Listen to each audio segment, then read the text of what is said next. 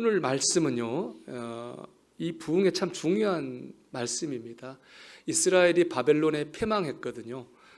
그 패망했던 이스라엘 민족이 부흥하게 되는데, 부흥하게 된 결정적인 한 계기를 오늘 말씀 기록하고 있습니다. 바로 예루살렘 성 수문 앞 광장에서 있었던 집회입니다.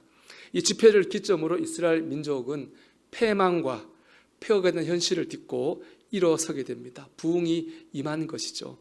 바라긴 오늘 말씀을 통해서요, 나와 우리 가정이, 우리의 삶이 어떻게 하나님의 부흥을 경험할 수 있는지 그 길을 발견한 은혜가 있기를 주님의 이름으로 축원합니다. 먼저 목적을 회복하고요, 목적을 따라 살 때 부흥이 임합니다. 우리 1절을 한번 볼까요? 자, 이스라엘 자손이, 여기부터 쭉 내려가겠습니다. 밑에서 세 번째입니다. 학사 에스라에게 여호와께서 이스라엘에게 명령하신 모세 율법책 가져오기를 청하며 그랬습니다. 이 수문앞 부흥 집회는요, 에스라 목사님이 하자고 해서 한 게 아니에요. 이스라엘 자손들이 말씀을 전해주세요 하고 그들이 요청해서 이 집회가 이루어지게 된 것입니다. 그런데 저 1절에 나오는 이스라엘 자손들은요, 보통의 평범한 이스라엘 사람들이 아니에요. 이 사람들은요, 바벨론에 패망할 때 무너졌던 예루살렘 성벽을 단 52일 만에 재건한 사람들입니다. 대단한 사람들이죠. 사실 이 느헤미야서는 예루살렘 성벽을 재건한 이야기입니다. 느헤미야를 지도자로 한 이스라엘 자손들이 52일 만에 예루살렘 성을 재건했어요. 우리가 예배당을 진데 3월 중순쯤부터 시작해서 10월 중순쯤에 입당을 했거든요. 한 7개월 걸렸죠. 우리는 빨리 진 거거든요. 근데 그때는 기계도 있잖아요. 기술도 있고. 그때는 그런 게 하나도 없잖아요.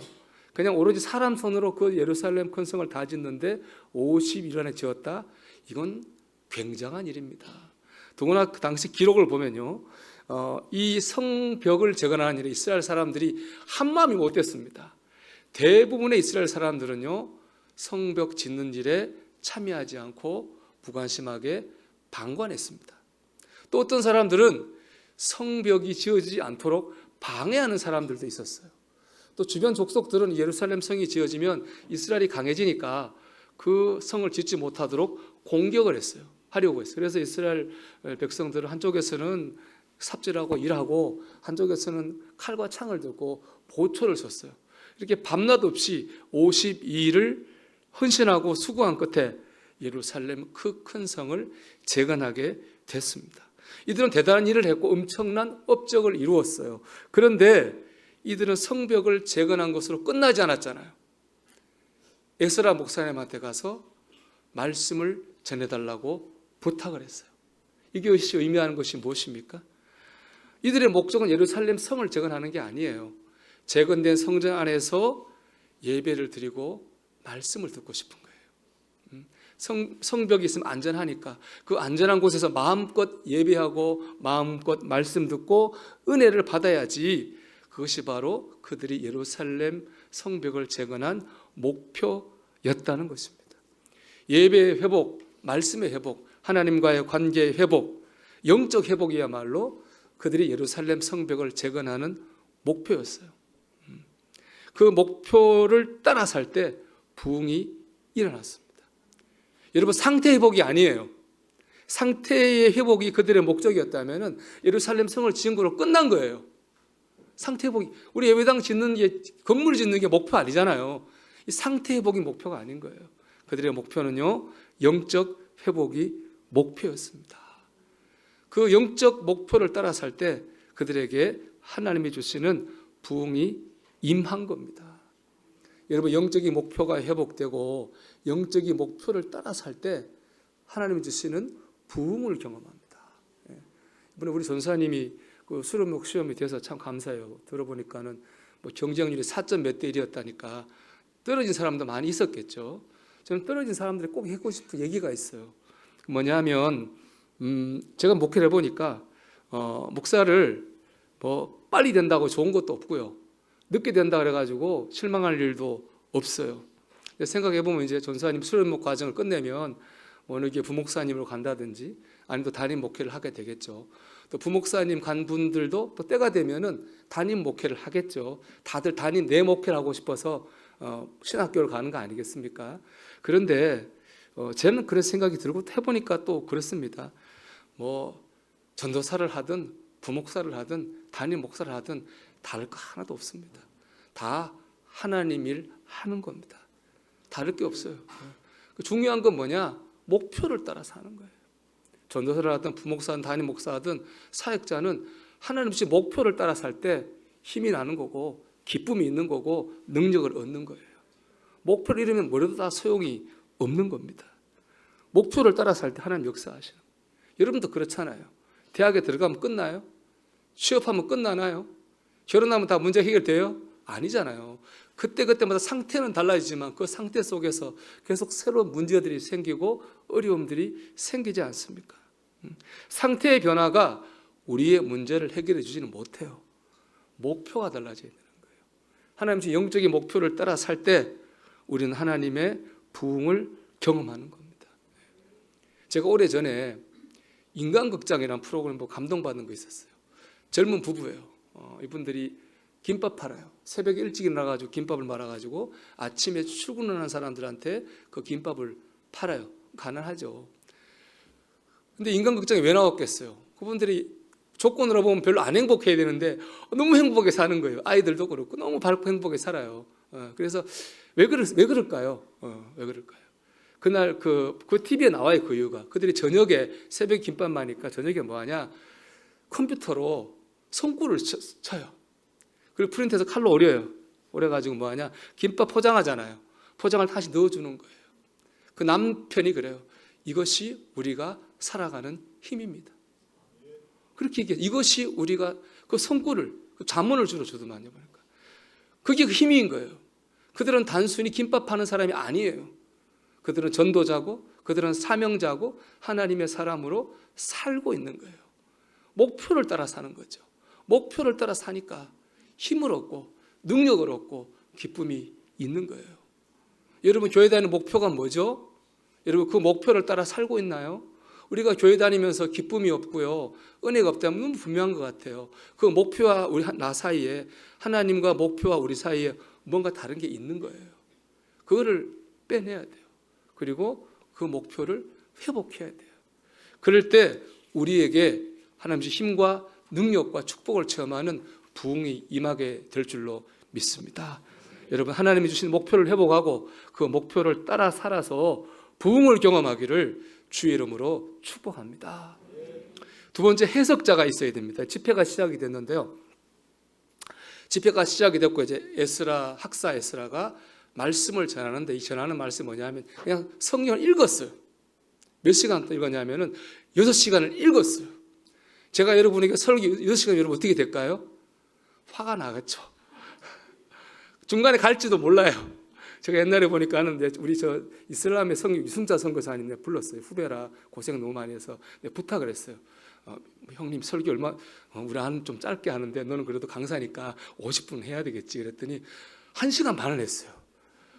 이슬람에 오래 살면 너무 한테 쌓인 게 많은 것 같더라고요. 보니까는 막 나가시더라고. 보니까 기다리기 어려우니까 서서 6시간을 읽었는데 잘 어렵잖아요. 거기다가 이 지금 말씀 듣는 이스라엘 사람들은 자손들은요 바벨론에 70년 동안 포로 살던 사람들입니다. 1세대는 뭐 다 죽었겠죠. 2세대, 3세대, 4세들이겠죠. 그들이 오랫동안 바벨론에 있다 보니까 히브리어를 다 잊어먹었어요. 그러니까 읽어도 무슨 말인지 모르는 거예요. 그래서 어떻게 했느냐? 중간중간에 해석자를 세웠어요. 오늘 7절을 보면요. 여기 예수아라는 사람부터 시작해서 마지막에 블라야까지 13명인데요. 그 다음 읽어보면은 레위 사람들은 백성이 제자리에 서 있는 동안 그들에게 율법을 깨닫게 하였는데 이 13명이 그 중간중간 서서 학사 에스라가 말씀을 전하면 그 말씀을 번역하고 해석해 주었어요. 그래서 그 말씀을 깨닫게 했습니다. 그래서 그들이 은혜를 받은 거예요. 하나님의 말씀을 말을 통해 삶을 통해 해석하는 해석자가 있는 곳에 부흥이 임하게 됩니다. 존 버니에서 철로역정 보면요, 크리스찬이 어떻게 하면 구원받을까 고민하다가 전도자의 가르침을 받고 좁은 문으로 들어갑니다. 좁은 문 열고 들어가 누구를 만나느냐? 해석자라는 사람을 만납니다. 해석자가 다 얘기해줘요. 예수님이 누구신지, 복음이 뭔지, 신앙생활 어떻게 되는지, 천국은 어떻게 가는지 이걸 쭉 설명해줘요. 그 설명을 들은 크리스찬이 그때 비로소 천국을 향한 철로 역정의 길을 시작하는 거예요. 만약 그 해석자가 없었다면 크리스찬은 어떻게 천국 가야 되는지, 신앙생활 어떻게 해야 되는지 방황을 했을 거예요. 해석자가 있었기 때문에 철로 역정의 길을 출발할 수가 있었던 거죠. 여러분, 우리는 가정과 일터에서 우리의 말을 통해, 삶을 통해 하나님의 말씀을 해석해주는 해석자가 되어야 됩니다. 그럴 때 그곳에 부흥이 임하기 때문에 그래요. 이런 의미에서 이 느헤미야야말로 정말 우리가 본받아야 될 해석자라고 생각합니다. 원래 느헤미야는요, 페르시아의 왕궁에서 왕에게 총애를 받던 고위 공직자예요. 권세도 있고 부귀도 있어요. 평생 먹고 살 걱정이 없어요. 그런데 예레미야는 늘 고향 예루살렘의 소식을 궁금하고 들었거든요. 들었는데 성벽이 무너져서 수시로 외적이 침입해서 예루살렘이 도무지 살지 못할 곳이 됐다는 얘기를 들어요. 예배도 못 드린다는 얘기를 들은 거예요. 이때 느헤미야가 기도하다가 내가 이 성벽을 재건해야 되겠다라는 비전을 품고 왕에게 나갑니다. 목숨을 건 일이에요. 왜냐? 불과 몇 년 전에 예루살렘 성벽을 재건하는 움직임이 있었어요. 그런데 이 페르시아의 왕이 그걸 반역으로 받아들이고 성벽 공사를 중지시켰어요. 왕이 반역으로 받아들인 중심 공사를 내가 하겠다는 말은 내가 반역자 되겠다는 거잖아요. 목숨 걸고 갔어요. 하나님 역사하셔가지고 허락을 받고 고향 예루살렘으로 자기의 모든 그 안락한 삶을 내려놓고 고향 예루살렘으로 돌아와서 소수의 인원을 끌고 갖은 어려움을 다 이기고 예루살렘 성벽 재건 공사를 성공시킵니다. 예레미야의 결단, 예레미야의 헌신, 수고 없었다면 할 수 없는 일입니다. 어떻게 보면은 이 세상적으로 보면 이 느헤미야 이 주제 제목은 주인공은 느헤미야예요. 그래서 제목 성경 제목도 뭡니까? 느헤미야잖아요. 느헤미야는 그만큼 그런 어떤 수고와 그런 충분히 공이 있는 사람입니다. 그런데 오늘 말씀 보면 느헤미야가요 조금도 앞에 나서지 않아요. 앞에는 학사 에스라를 비롯한 제사장들에서 말씀을 전하고 지금 말씀 13명의 또 레위인들이 중간중간 성경을 해석해줘요. 느헤미야는요 조금도 자기가 나도 이렇게 했는데 나서지 않아요. 6시간 들었다 그랬잖아요. 말씀을. 그것도 서서 들었어요. 6시간 똑같이 느헤미야는 그 사람 때문에 서서 하나님의 말씀을 들었습니다. 느헤미야 참 겸손하죠. 참 겸손해요. 우리 6장 11절 말씀도 보겠습니다. 같이 읽어볼게요. 내가 이르기를 나 같은 자가 어찌 도망하며 나 같은 몸이면 누가 외소에 들어가서 생명을 보존하겠느냐. 나는 들어가지 않겠노라 하고. 이 말씀이 뭐냐 하면 이 정보를 들었어요. 누가 느헤미야를 암살하겠다는 정보를 들은 거예요. 그래서 스마야라는 선지자가 제사장이 느헤미야한테 성전에 있는 외소, 제사장이 머무는 방이거든요. 거기 들어가서 숨으라 그래요. 그건 좀 안전하니까. 그런데 느헤미야는요 그거를 거절해요. 왜냐하면 하나님의 말씀에 의하면 성전 안은 제사장이 아니면 못 들어가요. 왕이든 누구든 못 들어가는 게 하나님의 말씀인 거예요.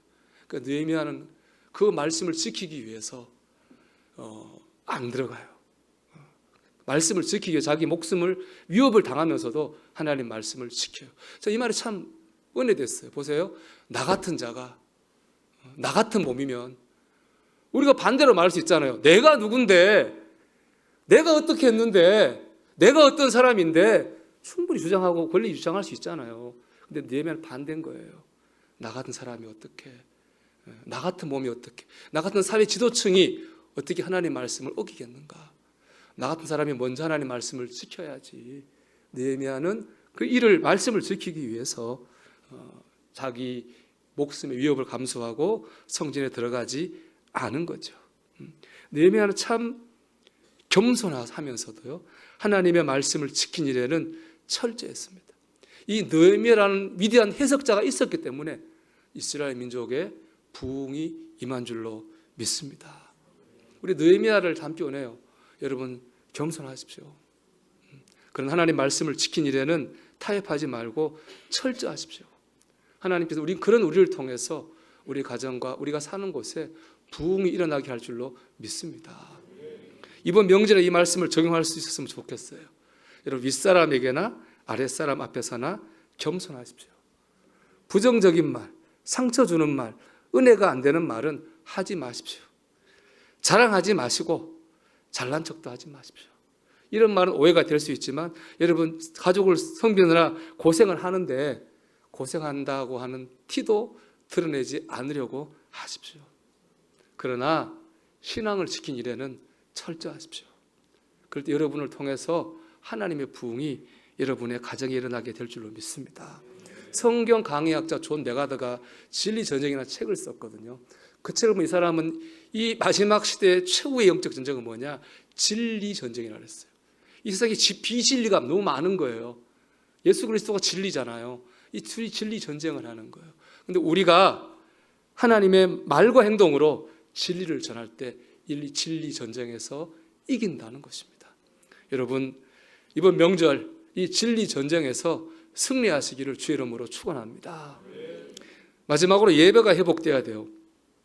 오늘 본문을 보면 집회에 참석한 사람들이 말씀을 듣고 막 울었어요. 울었다고 하는 건 뭐예요? 은혜를 받았다는 거잖아요. 그 말씀 어떻게 정서적 울림이 느껴진 거예요. 자, 그런데 여러분 우는 것보다 중요한 건 뭐예요? 울고 난 다음이에요. 그렇잖아요. 우리가 은혜를 받아서 엉엉 울었다 할지라도 운 다음에 다시 옛날로 돌아가면 운 게 아무 소용이 없어요. 눈물이 헛되게 되는 거예요. 우리가 울기 전과 운 다음이 달라져야 됩니다. 그럴 때 은혜 받고 흘린 눈물이 헛되지 않은 거죠. 자, 그러면서 우리 읽어볼 말씀이 있습니다. 우리 느헤미야 8장 14절, 15절, 14절 읽어볼게요. 율법에 기록된 바를 본즉 여호와께서 모세를 통하여 명령하시기를 이스라엘 자손은 7째 달 절기에 초막에서 거할지니라 하였고, 자, 이 집회가 한 게 언제냐? 7월 달에 했어요. 7월 초에 했거든요. 근데 7월에는 이스라엘의 중요한 이벤트, 절기가 있습니다. 그건 뭐냐? 초막에서 거할지니라는 말씀이 있죠. 초막절이라는 절기입니다. 초막절은 뭐냐? 이스라엘 애굽에서 430년 종살이 했거든요.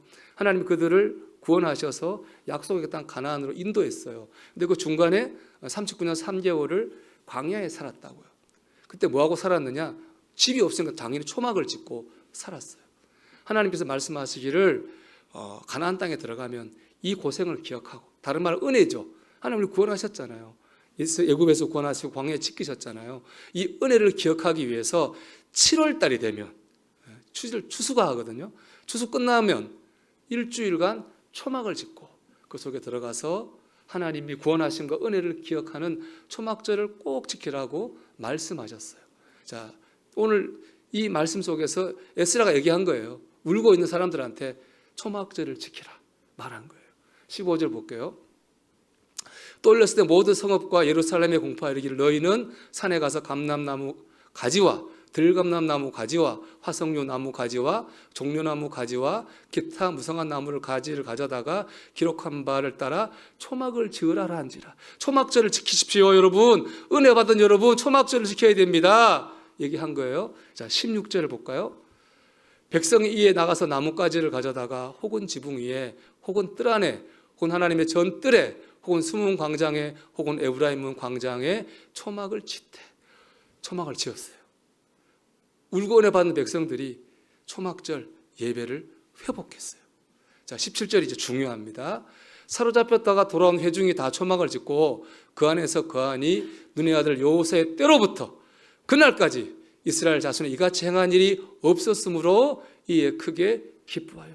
뒷부분이 중요해요. 보세요. 여호수아의 때로부터 그날까지 이스라엘 자손이 이같이 행한 일이 있었습니까? 없었습니까? 안 했어요. 없었어요. 하나님께서 초막절을 지키라고 한 건 언제입니까? 가나안 땅에 들어오기 전이에요. 광야였다고요. 들어가면 지키라고 그랬어요. 초막절 예배를 지키라고 그랬다고요. 그런데 제대로 지키지 않았어요. 그 결과가 뭡니까? 17절 처음에 나오잖아요. 사로잡혔다가 돌아온 회중이. 그들이 이스라엘의 패망에서 포로로 70년 동안 잡혀있다 왔어요. 왜 그렇습니까? 하나님이 지키라 하신 초막절을 지키지 않은 거예요. 예배를 드리지 않은 거예요. 그 결과가 패망입니다. 여러분, 예배가 무너지면 나도 무너지는 것이고 공동체도 무너지는 겁니다. 반대죠. 예배가 회복되면 나도 회복되는 것이고 공동체도 회복되는 겁니다. 예배가 회복될 때에 부흥이 일어납니다. 이스라엘 백성이 은혜를 받고 절기를 회복했습니다. 예배를 회복했습니다. 영적 부흥이 일어났습니다. 그러자 이스라엘 나라가 회복되고 부흥됐습니다. 이게 분명한 순서입니다. 예배 회복, 영적 회복, 삶의 회복입니다. 다시 말씀드릴게요. 예배 회복, 영적 회복, 삶의 회복이 부흥의 순서입니다. 여러분, 이 부흥이 여러분에 일어나기를 바랍니다. 제가 옛날에 왕델 교수님하고 레위기를 공부한 적이 있었는데 교수님이 절기를 이렇게 표현했어요. 절기란 시간을 거룩하게 사는 법이다. 즉 우리가 대표적 절기가 이 주일이잖아요. 안식일. 우리가 일주일에 예배 한번 드리잖아요. 이 한 시간의 예배가 우리의 다른 6일을 거룩하게 만들어가는 거예요. 예배를 준비하는 삶, 예배 통해서 은혜 받고 변화된 삶을 사는 삶. 이 예배가 어떻게 보면 짧은 거고 아무것도 아닌 것 같지만 이 한 시간의 예배가 우리의 일주일을 붙잡아주고 인도해주고 힘을 주고 거룩하게 만들어 간다는 것입니다. 여러분, 예배가 회복되기를 축복합니다. 또 명절에 적용한다면 가정 예배를 드리시겠죠. 여러분, 대충 하지 말고 정성껏 드리십시오. 대충 옷 입고 뭐 대충 하지 마십시오. 제가 옛날에 단빛교회 시골에 있을 때 보니까 들었습니다. 처음 이제 거기 교인들이 많이 없다가 교인들이 생겨서 장례하게 됐는데 엄청 화려하게 했대요. 꽃도 많이 꽂고. 그래서 왜냐, 안 믿는 사람들은 기독교식 약간 약식으로 생각하잖아요. 시골은 그렇게 하지 않으려고 이 예배가 얼마나 귀중한 걸 보여주려고 꽃도 더 많이 꽂고 더 성대하게 하셨다고 하더라고. 저도 그럴 것 같아요. 우리가 지난번 제가 지난 오후 예배 때 여러분 코로나 때 예배 어떻게 드리셨어요? 여쭤봤더니 옷도 막 대충 입지 않으셨습니까? 그냥 그랬더니 웃는 분들이 계시더라고. 이유가 있겠죠. 여러분 가정 예배를 드릴 때에 정성껏 드리십시오. 그것이 여러분 가정이 복을 받는 길입니다. 부흥되는 길입니다. 이런 중심을 가지고 이번 명절에 여러분 가정 예배를 드리시기 바랍니다. 목표의 회복, 목표를 따라 사는 일, 그리고 해석자의 삶, 예배 회복을 통해서 하나님 주시는 부흥을 경험하시기를 주의 이름으로 축원합니다.